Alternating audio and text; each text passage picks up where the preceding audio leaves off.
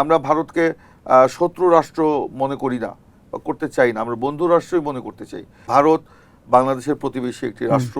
আমরা ভারতের সাথে সুপ্রতিবেশী সুলভ আচরণ করতে চাই। আমরা চাই ভারতও বাংলাদেশের সাথে সুপ্রতিবেশী সুলভ আচরণ করবে। যেহেতু বাংলাদেশের সীমানা জুড়ে ভারতের বর্ডার রয়েছে, এখানে আমাদের কিছু সমস্যা রয়েছে।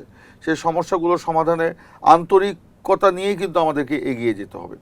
আমরা ভারতকে শত্রু রাষ্ট্র মনে করি না বা করতে চাই না, আমরা বন্ধু রাষ্ট্রই মনে করতে চাই। বন্ধুর সাথে বন্ধুর যে সম্পর্কটা, সেটা সেভাবেই আমাদেরকে কিন্তু আলোকপাত করতে হবে। ভারতকেও সেভাবে খোলা মন নিয়ে এগিয়ে আসতে হবে।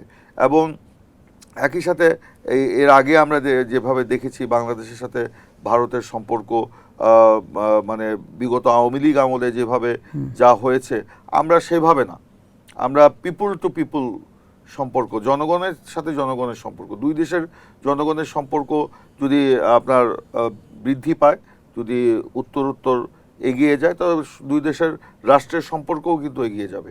এবং ভারতকেও বাংলাদেশের যে বাস্তবতা, সেটাকে স্বীকার করতে হবে, বাংলাদেশকেও ভারতের বাস্তবতা স্বীকার করতে হবে। আমরা সেই স্বীকার করছি।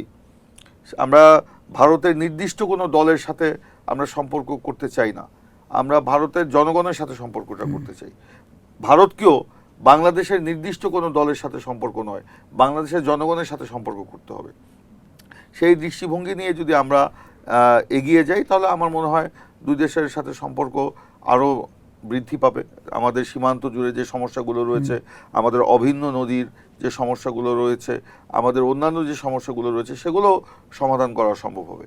আমরা একে অপরের আভ্যন্তরীণ রাজনীতিতে যদি কেউ হস্তক্ষেপ না করি, তাহলে আরও বেশি কিন্তু সম্পর্কটা এগিয়ে যাবে বলে আমি বিশ্বাস করি।